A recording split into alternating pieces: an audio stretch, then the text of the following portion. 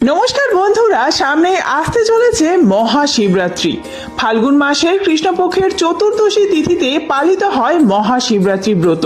মনে করা হয় এই তিথিতেই শিব পার্বতীর বিবাহ হয়েছিল। শাস্ত্র অনুসারে শিবরাত্রিতে উপবাস করে ভক্তরা বাবা ভোলেনাথকে দ্রুত প্রসন্ন করতে পারেন। কথিত আছে একটি বেলপাতাতেই তুষ্ট হন শিব বাবা। তবে ভক্তরা মহাশিবরাত্রিতে বাবাকে খুশি করার কোনো আয়োজনের কমতি রাখেন না।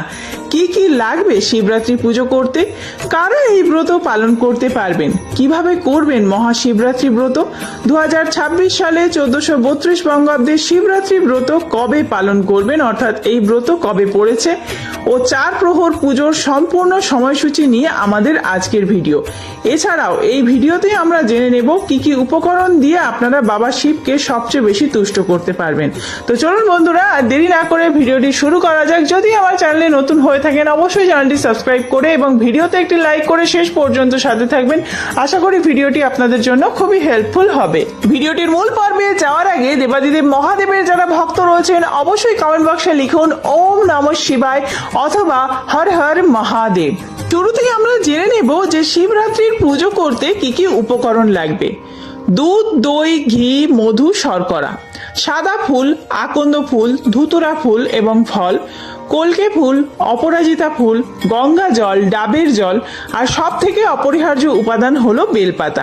তবে মনে রাখবেন বেলপাতাটি যেন অবশ্যই মসৃণ হয়, ছেঁড়া ফাটা ফুটো যেন না হয়। আর বেলপাতাটি আপনারা পরিষ্কার জলে ধুয়েই তবেই দেবাদিদেব মহাদেবকে অর্পণ করবেন।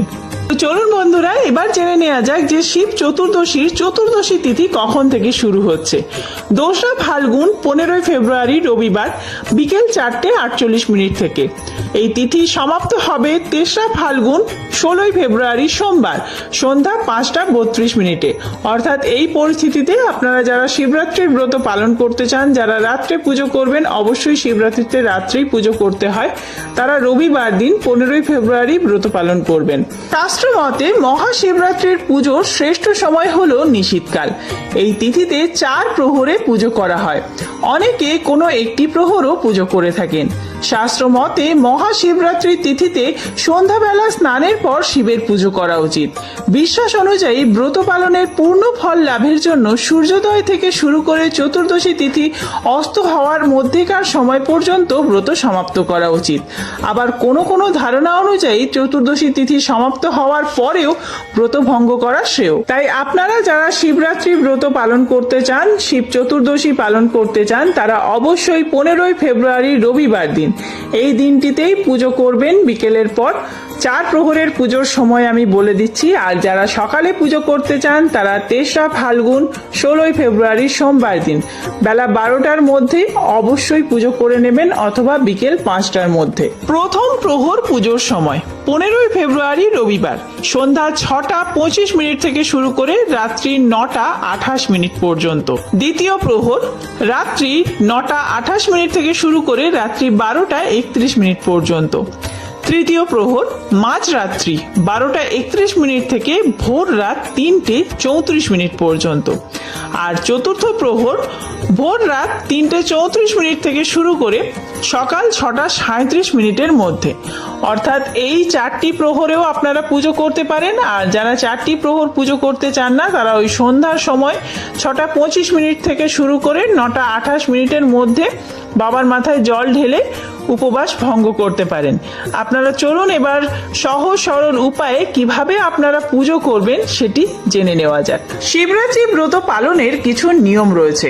শিবরাত্রি ব্রত পালন করার আগের দিন আপনাদের সংযম করতে হবে। এই দিন সিদ্ধ চালের ভাত বা আমিষ খেতে নেই। আতপ চালের সিদ্ধ ভাত খাওয়ার নিয়ম রয়েছে এই দিন। এছাড়াও কেউ চাইলে ময়দার তৈরি খাবারও খেতে পারেন, তবে সৈন্ধব লবণ দিয়েই রান্না করতে হবে। এই দিন সাধারণ লবণ একদমই খেতে নেই।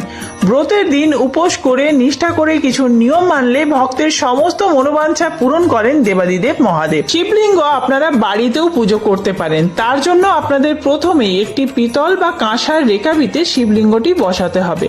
তারপরে পরিষ্কার জল দিয়ে অভিষেক করে নেবেন। ওম নমঃ শিবায়, ওম নমঃ শিবায়, ওম নমঃ শিবায় এই মন্ত্র 3 বার করে উচ্চারণ করেই আপনারা প্রত্যেকবার অভিষেক করবেন। জলাভিষেক করেন কি দুধাভিষেক করেন, প্রথমে জলাভিষেক করার পর আপনারা দুধাভিষেক করতে পারেন। এক্ষেত্রে আপনাদের ওই দুধের মধ্যে দুধ, দই, ঘি, মধু, শর্করা এই 5টি জিনিসের মিশ্রণ থাকতে হবে, অর্থাৎ পঞ্চামৃত বানিয়ে অভিষেক করাটাই সবচেয়ে শুভ। এরপরে আপনারা দুধাভিষেক করা হয়ে গেলে পরিষ্কার জল ঢেলে আবার ধুইয়ে নেবেন শিবলিঙ্গটি। তারপরে পরিষ্কার কাপড় দিয়ে অথবা তুলো দিয়ে মুছিয়ে নেবেন। এবার আপনারা বাবার জন্য যা কিছু ফুল, ফল, নৈবেদ্য এনেছেন সমস্ত কিছু একে একে অর্পণ করবেন। কেউ যদি ডাবের জল এনে থাকেন সেটিও ঢালতে পারেন শিবলিঙ্গে। প্রথমেই আপনারা একটি বেলপাতা অর্পণ করবেন, ওম নমঃ শিবায় এই মন্ত্র 3 বার করে উচ্চারণ করে। তারপরে যা কিছু ফুল এনেছেন, বাবার জন্য যদি আকন্দ ফুলের মালা এনে থাকেন সেই মালা অর্পণ করতে হবে। এরপরে প্রসাদ হিসেবে সাদা মিষ্টান্ন অর্পণ করবেন আর একটি ফল অর্পণ করবেন। আপনারা চাইলে 5 রকম ফলও দিতে পারেন। এইভাবেই আপনাদের পুজো সম্পন্ন হবে নিজের মতন করে ঘরোয়া উপায়। তারপরে ধূপ দ্বীপ দেখিয়ে আরতি করবেন এবং মনস্কামনা জানাবেন। আর এই দিনে পারলে আপনারা 108 বার ওম নমঃ শিবায় এই মন্ত্র জপ করতে পারেন এক মনে। তারপরে বাবার কাছে কিছু চাইলে বাবা অবশ্যই সেই মনোবাসনা আপনাদের পূরণ করবেন। তো বন্ধুরা, আজকের ভিডিওটি এই পর্যন্তই। কিভাবে আপনারা পুজো করবেন সেই ভিডিও আমি খুব তাড়াতাড়ি নিয়ে আসছি। সেই সমস্ত ভিডিও দেখার জন্য অবশ্যই চ্যানেলটি সাবস্ক্রাইব করে সাথে থাকবেন এবং এই ভিডিওটি যদি হেল্পফুল হয়ে থাকে বন্ধুদের মধ্যে অনেক অনেক বেশি শেয়ার করবেন। সবাই সুস্থ থাকবেন, ভালো থাকবেন, ধন্যবাদ।